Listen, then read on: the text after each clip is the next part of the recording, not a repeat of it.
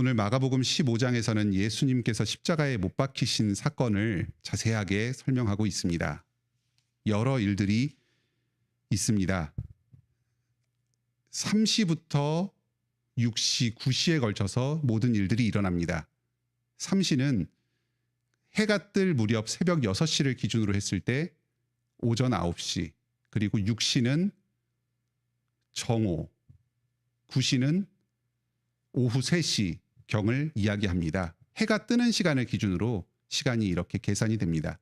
예수님께서 오전 9시경에 십자가에 못 박히셔서 정오경에 날이 어두워졌고, 그리고 오후 3시경에 숨이 거두어지셨습니다. 이 과정에서 마가복음에서는 4가지의 사실을 아주 주목해서 강조합니다. 첫째로 예수님께서는 죄 없으신 분으로서 십자가에 못 박혀 죽으셨습니다. 예수님께서 죄가 없으셨다, 의로운 분이셨다. 이것이 여러 사람들의 증언을 통해서 아주 강조가 됩니다. 오늘 여기 본문에서 14절입니다. 빌라도가 이르되 어찌미냐, 무슨 악한 일을 하였느냐. 빌라도는 예수님을 아주 면밀하게 조사했습니다. 하지만 그분께 어떠한 죄가 있다는 사실을 조금도 발견하지 못하였습니다. 그래서 애를 써서 예수님을 풀어주려고 여러 가지로 시도했습니다. 하지만 백성들의 큰 반발에 부딪혔고 결국은 백성들의 폭동을 두려워하여서 예수님을 죽음에 몰아넣었습니다. 여기 39절에서는 예수님께서 십자가에 못 박히신 뒤에 백부장이 이 사람은 진실로 하나님의 아들이었도다. 로마 군인 중에 한 사람이 이 당시에 이 예루살렘 지역 또 예수님의 그 십자가 처형을 총관할하던 그 군인의 대장이었습니다. 이 사람이 모든 과정을 지켜보고서 이 사람은 참으로 하나님이었고 하나님의 아들이었고 죄 없는 자였는데 죽었다 하는 것을 강조합니다. 두 번째로 예수님께서 정말로 죽으셨다. 이 예수님의 십자가 죽음이 단지 어떤 기절이나 환상과 같은 허구가 아니라 또는 사람들의 전설과 같은 어떤 그 허구적인 이야기가 아니라 진짜로 죽으셨던 역사적인 사건이다 하는 것을 이야기합니다. 이것은 십자가의 사건의 진실성을 의미하는 점에서 아주 중요합니다. 예수님께서 실제로 죽으신 것이 아니라면 부활도 없고 우리의 구원도 없습니다. 본문에서는 여러 사람들의 증언을 통해서 예수님께서 십자가상에서 정말로 죽으셨다는 것을 강조해서 이야기합니다. 44절입니다. 빌라도는 예수께서 벌써 죽었을까 이상히 여깁니다. 예수님의 체력이 많이 소진하였습니다. 그래서 일반적으로 십자가 처형에서 사람이 죽는 것보다 더 빠른 시간에 예수님께서 숨을 거두셨습니다. 그러니까 이 빌라도가 정말 죽은 게 맞는지 백부장을 통해서 조사를 시켰습니다. 이 군대 대장이었던 백부장이 가서 조사를 하고 빌라도에게 보고를 합니다. 아리마대 요셉이 산헤드린 공회원 중에 한 사람이었는데 예수님을 믿는 신자가 되었습니다. 그래서 예수님의 시체를 달라고 요구하였고 정당한 절차를 거쳐서 아리마대 요셉에게 인계가 됩니다. 모든 장례 절차를 진행합니다. 그래서 바위에 잘 안치가 됩니다. 예수님께서 십자가에 못 박혀서 죽으시던 때에도 주변에 수많은 사람들이 그 숨지시는 장면을 목격합니다. 백부장, 멀리서 바라보던 여자들, 또 41절에 이외의 예루살렘과 함께 예루살렘에 올라온 여자들이 많이 있었습니다. 보통 로마 시대 때 여자들은 독자적으로는 어떤 증거 능력을 갖추지 못하는 증인으로서 기능을 제대로 하지 못하는 사람들이었습니다. 그런데 여기서 예수님의 죽음을 묘사하는 장면에서 이 여자들이 증인됨을 여러 차례 강조를 하는 것은 이것이 실제 지어낸 이야기가 아니라 역사적 사건이었음을 아주 명백하게 반증하는 내용입니다. 만약에 꾸며낸 이야기였다면 증명력을 더 갖추기 위해서 남자 증인들을 내세웠을 것인데 수많은 여자들이 주변에서 예수님의 죽으심을 보았다 이야기하는 것은 이것이 정말로 사실이었음을 잘 보여줍니다. 이렇게 예수님께서는 진정으로 죽었다가 다시 살아나셨습니다. 셋째로 오늘 본문에서 강조하는 것은 이 예수님의 죄 없으신 죽음, 참된 죽음이 사람의 뜻이 아니라 하나님의 뜻에 따라 이루어진 일이었고 예수님께서 자발적으로 순종하심으로써 죽으셨다 함을 가르쳐 줍니다. 여기에 예수님의 죽음에 대해서 관여한 수많은 사람들이 있습니다. 대제사장과 서기관 일당들이 이 모든 일을 주도했습니다.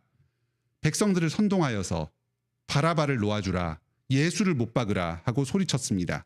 최종 결정은 당시에 로마의 총독으로 파견되었던 본디오 빌라도가 행하였습니다. 하지만 이것은 사람의 뜻으로 이루어진 일이 아니라 하나님의 뜻에 따라 이루어진 일이었습니다. 오늘 여기 본문에서는 한글 번역에서는 구체적으로 명시가 되어 있지 않지만 수많은 구약의 구절들이 인용이 되어 있습니다. 24절에 십자가에 못 박고 그 옷을 나눈데 제비를 뽑는다 하는 것은 시편 22편 8절에 말씀이 이루어진 것입니다. 그리고 강도 둘을 예수의 우편에 좌편에 못 박았다 하는 것은 이사야서 53장. 또 29절에 지나가는 자들이 머리를 흔들면서 예수를 모욕했다 하는 것은 시편 109편. 또 제6시에 온 땅이 어둠이 임했다 하는 것은 요엘서 2장. 또 해면에 신 포도주를 적셔서 갈대에 깨어서 마시게 했다 하는 것은 시편 69편 등등 많은 성경 본문들이 직접적으로 간접적으로 인용이 되어 있습니다. 예수님의 십자가의 죽으심은 돌발적으로 일어난 우연적 사건이 아니고 불행한 일이 아니었습니다. 구약에서 이루어진 메시아 예언의 성취였습니다. 이것은 하나님의 뜻대로 이루어진 일이었습니다. 예수님께서 숨지시기 전 마지막으로 이렇게 소리치셨습니다. 34절입니다. 나의 하나님, 나의 하나님, 어찌하여 나를 버리셨나이까? 십자가에 못 박힌 사람은 본디오 빌라도도 아니고 대제사장과 서기관도 아니고 궁극적으로는 하나님께서 나를 이렇게 못 박으셨다. 하나님의 심판과 저주를 당하셨다 하는 것을 분명히 자각하면서 행하셨습니다. 예수님께서는 수동적으로 끌려가지 않으셨습니다. 우리의 죄를 위하여 하나님의 뜻을 이루시기 위해서 자발적으로 십자가에 순종하셨습니다. 4절입니다. 빌라도가 또 물어 이르되 아무 대답도 없느냐. 5절 예수께서 다시 아무 말씀으로도 대답하지 아니하셨다. 변명하면서 살려달라고 하지 않았습니다. 빌라도가 보았을 때는 아무 잘못이 없는데 이 사람은 마치 죽음을 스스로 받아들이는 것처럼 담담하게 십자가의 길로 행합니다. 이러한 제수를 본 일이 없습니다. 빌라도가 이를 보고 놀랍게 여깁니다. 예수님께서는 유대인의 왕으로서 이 모든 일을 담대하게 당당하게 감내하셨습니다. 로마 군인들이 자기를 채찍질할 때는 그 채찍질에 그대로 넘겨주셨습니다. 자신을 모욕할 때는 그 있는 모욕을 그대로 다 감당하셨습니다. 무엇 때문에 이런 일을 행하셨습니까? 네 번째로 예수님께서는 십자가의 죽으심을 통해서 하나님과 우리의 사이를 화목케 하셨습니다. 우리의 죄를 용서하시기 위해서 예수님께서 십자가에 못 박히셨다. 이 사실을 마가복음은 분명하게 증거합니다. 38절입니다. 성소 휘장이 위로부터 아래까지 찢어져 둘이 되니라. 예수님께서 십자가에 못 박혀 죽으실 때에 성전 안에 있던 성소와 지성소를 가로막는 그 휘장이 위에서 아래로 반으로 찢어지는 신비한 일이 일어났습니다. 이것은 크게 두 가지 사실을 함축합니다. 먼저 첫째로는 우리가 예수님의 보혈 공로로 말미암아서 자유롭게 하나님께 나아가서 예배드릴 수 있습니다. 왕 같은 제사장이 되어서 하나님을 직접 배웠고 하나님께 예배드릴 수 있습니다. 본래 죄인인 인간은 하나님께 자유롭게 나아갈 수 없었습니다. 1년에 단 한 차례 대속죄일에만 대제사장이 백성을 대표해서 제사를 드리고 그 제물의 피로 스스로를 정결케 하고 또 성소를 깨끗하게 하고 하나님께 나아가 예배드릴 수 있었습니다. 지성소에 언약궤 앞에 나아가서 기도하며 예배드릴 수 있었습니다. 하지만 예수님의 십자가 죽으심으로 말미암아서 우리 믿는 자 모두가 왕 같은 제사장으로서 언제든지 하나님께 나아가서 예배드릴 수 있게 되었습니다. 이제 하나님과 우리를 가로막는 이 죄의 문제가 해결되었습니다. 둘째로 하나님께서는 더 이상 언약 백성된 이 할례 받은 유대인들에게만 임하시는 하나님이 아닙니다. 지성소 밖으로 나아가서 만민에게 복음을 전하며 모든 족속으로부터 예수님의 제자, 하나님의 백성들을 불러 모으실 것입니다. 이제 온 세상이 하나님의 나라가 될 것입니다. 세상 만국에 교회가 세워져서 그곳을 통해서 그리스도의 복음이 널리 전파되고 많은 믿지 않는 사람들이 하나님께로 나아오게 될 것입니다. 하나님 나라가 이제 활짝 시작되는 구원의 새 시대가 열렸다는 것을 이 예수님의 십자가의 죽음을 통해서 이 성소의 휘장이 갈라지는 것을 통해서 드러내 보이십니다. 오늘도 예수 그리스도의 이 십자가의 보혈 공로의 은혜가 이 교회에 또 우리 각각의 성도들의 삶 가운데 풍성하게 임합니다. 주님께서 우리의 죄를 대신 감당하시기 위해서 우리와 하나님을 화목시키기 위해서 직접 기꺼이 십자가의 죽으심의 고난을 감당하셨습니다.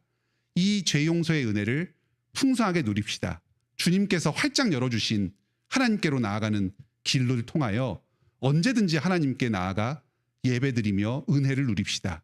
그리고 주님께서 우리에게 주신 사명, 이 예수 그리스도의 복음을 전하고 세상 만민으로 제자 삼는 이 사명을 신실하게 감당합시다. 오늘도 이 그리스도의 은혜 가운데서 복된 하루를 보내시기 바랍니다. 함께 기도합시다. 하늘에 계신 우리 아버지, 저희와 또 주님을 믿는 모든 백성들을 위하여 친히 십자가의 고난을 감당하여 주시니 감사드립니다. 하나님의 말씀을 온전히 이루고 또 우리 주님의 백성들을 참으로 사랑하셔서 목숨을 내어주신 주님의 사랑에 감사드립니다. 저희가 이 은혜를 입어서 오늘도 아침마다 주님께 나와서 말씀을 들으며 교제 나눌 수 있게 되었습니다. 주일마다 예배드리며 하나님께 나아가 복을 누릴 수 있게 되었습니다. 저희에게 주신 이 복을 얼마나 귀한지를 깨닫게 하여 주시옵소서. 예수 그리스도의 피값으로 주신 이 은혜입니다. 저희가 이 은혜를 헛되이 보내지 않게 하여 주시고 매일의 삶 가운데 또 주일의 예배 가운데 하나님과 교제 나누는 일에 더욱 힘쓰게 하여 주시옵소서. 주님께서 보혈 공로로 세상 만민들이 주님께 나와 예배드리며 구원 얻도록 하여 주셨습니다. 우리 교회가 이 제자 삼는 이 사역에 쓰임받게 하여 주시옵소서. 모든 성도들이 매일의 삶을 통해서 그리스도의 복음을 널리 전파하게 하여 주시고 이 교회가 강단에서 하나님의 복음을 신실하게 전함으로써 이 서울 지역에 믿지 않는 하나님의 택함 받은 자들이 교회로 나와 구원 얻을 수 있도록 쓰임받게 하여 주시옵소서. 저희가 주님의 사명을 신실하게 감당하기 위하여 필요한 모든 것을 공급하여 주시옵소서. 몸이 아픈 성도들 건강 회복시켜 주시옵소서. 암 투병 중인 성도와 그 가족들 지켜주시고 저희의 간절한 기도를 들으시고 치유와 회복의 역사가 있게 하여 주시옵소서. 모든 투병의 과정 가운데 견딜 수 있는 믿음을 허락하여 주시옵소서. 마음이 아픈 성도, 낙심한 성도, 연약한 성도, 그리스도의 복음으로 다시금 회복시켜 주시고 강하고 담대하게 주님을 의지하여서 이 복된 인생길을 살아갈 수 있도록 도와주시옵소서.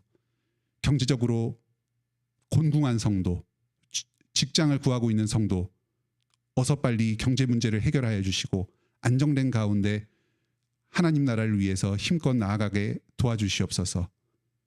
여러 인생의 필요를 씨름하고 있는 성도들 그 간절한 기도를 들어주시고 부활의 생명이 삶 가운데서 체험되게 하여 주시옵소서. 주님께서 오늘도 저희를 예배로 불러주십니다. 예배를 인도하는 목사님에게 지혜와 능력을 공급하여 주셔서 그리스도의 십자가의 죽으심과 부활의 영광을 말씀을 통해서 밝히 드러내게 하여 주시고 성찬을 통해서 저희에게 주실 그리스도가 저희에게 오실 때에 이 성찬을 받으며 이 은혜를 풍성하게 누릴 수 있도록 하여 주시옵소서. 오랫동안 교회에 불출석하고 있는 성도들이 있사오니 주님께서 그 마음을 부드럽게 하여 주시고 예배를 사모하게 하여 주셔서 모든 성도들이 한자리에 나와서 총회를 이루어서 한 분 하나님을 찬양하게 하여 주시고 주님께로부터 은혜를 누리게 하여 주시옵소서. 오늘도 저희의 모든 삶을 통해서 주님께서 영광받아 주시옵소서. 예수님의 이름으로 기도드립니다. 아멘. 오늘도 은혜로운 기도 시간 되시길 바랍니다.